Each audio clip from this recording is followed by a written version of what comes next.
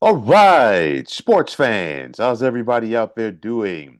William Martin coming at you one more time here on YouTube with another edition of the 300 Pounds of Sports Knowledge podcast. Been talking some MLB over the last couple of weeks, and right now it is time to talk about my last division heading into this season. And of course, last but certainly not least, it's going to be the American League West. And of course, one question is going to be, will the domination of the Houston Astros continue over this division? Since 2017, the Astros have won this division 7 times. Okay, will somebody step up this year? How will the A's look not playing in Oakland?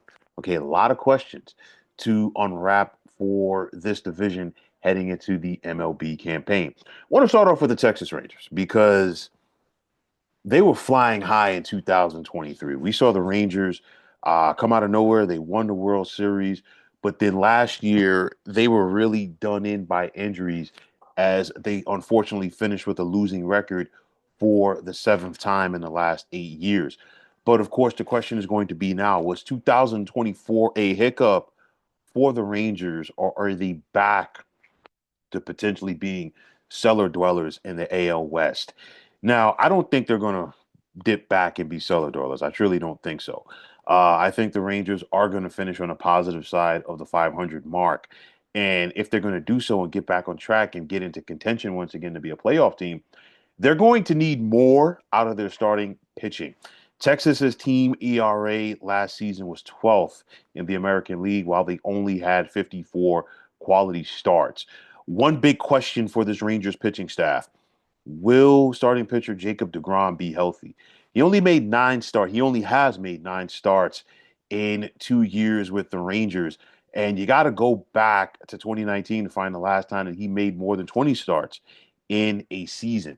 So, with that said, re-signing Nathan Eovaldi over the winter was super important for the Rangers. And Eovaldi, along with Andrew Heaney, were the only Texas starters last year to make at least 20 starts. Losing Kirby Yates in free agency to the Dodgers is going to be big for this pitching staff, okay?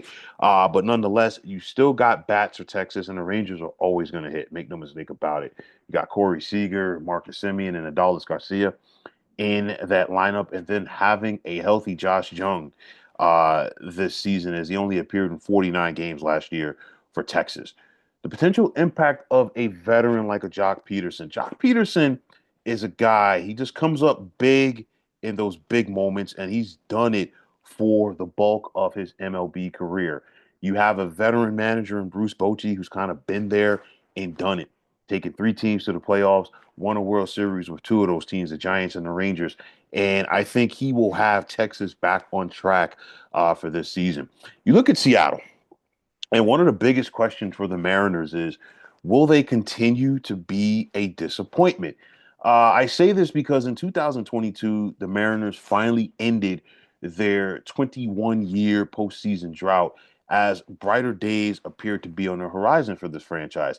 However, the last 2 years in Seattle have seen them be right there, only to fall just short of making the postseason. Where have we seen this before from the Mariners? Last year, the M's finished 3.5 games behind the Astros for the top spot in the AL West, and they ended up watching the postseason from home because they were 1 game behind the Detroit Tigers for the last wild card spot. But of course, with a new season, hope springs eternal, and the M's are hopeful to get out of their own way in order to be postseason bound. This is going to be Dan Wilson's first full season as the manager of the Mariners. He took over midseason last August, to be exact, when Scott Service was fired. And of course, once upon a time, Dan Wilson was a catcher for the Mariners. An injury plagued down year last year for outfielder Julio Rodriguez. The Seattle Mariners need him to get back to the production level that we saw from him as a rookie in 2022. That's going to be big for them.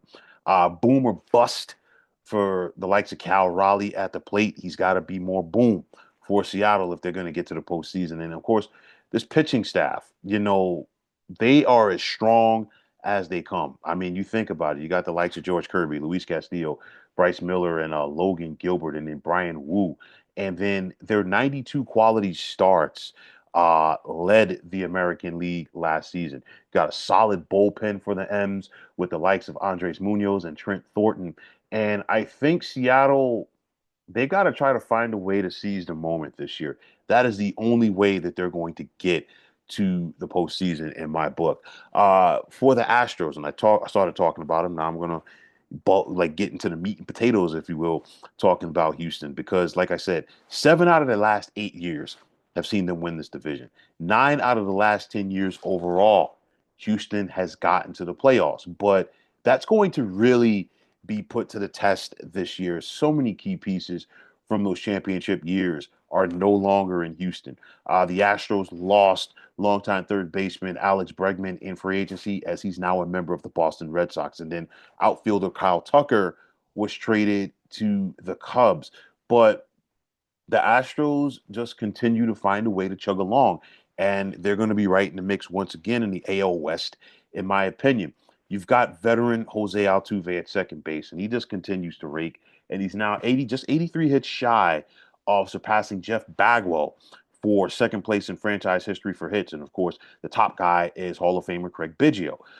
The powerful bat of Yordan Alvarez, will he continue to carry this lineup? I think he's got a good chance there.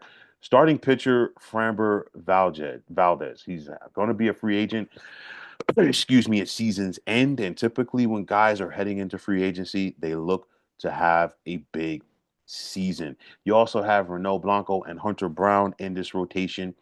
Houston's hopeful to get Christian Javier back from Tommy John at some point. And will they have the services of Luis Garcia, who's dealing with elbow issues as we speak? Still got a solid bullpen for Houston, which includes the likes of Josh Hader in the ninth. And for Joe Espada, it was a solid transition from the retiring Dusty Baker to Espada last year. They still got to the postseason. Of course, they ran out of gas in the wild card round, but I still think the Astros are going to be formidable in this division this season. So moving down the line, and you ask yourself, how are things going to look for the Oakland? Well, Sacramento, they're just calling themselves the Athletics right now. Okay, whatever they want to call them. Okay, but nonetheless, they're set to call the state capital of California home before they move to Vegas. And of course, last year was a very difficult situation for Mark Kotze to walk into as A's manager. It was his first year in the job, final season in Oakland. It was heartbreaking. It sucks that the A's are no longer in Oakland. Okay, I'm not the only person that feels like that, but nonetheless, it's not going to be that much easier now, in my opinion, for this team now that they're calling Sacramento home and playing in a minor league park. You've got designated hitter Brent Rooker, who continues to rake. He had 39 homers last year for the A's. You've got the likes of outfielder Lawrence Butler. Even though the A's offense has to improve because they were near the bottom of the American League in hits, on base percentage, and batting average a year ago. It wasn't that much better for the A's pitching wise, as their team ERA of 4.37 and 45 quality starts were also near the bottom in the AL.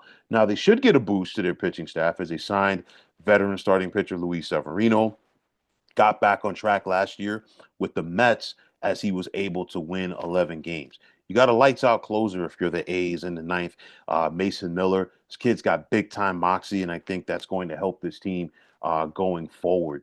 But I don't think the A's are going to be contenders in the AL West. Typically, regardless of the sport, whenever you have teams that are in transition from one city to another, especially now that the A's are basically in limbo in Sacramento, it never works out fully until they get into their new home. I think the A's are going to struggle at times this year.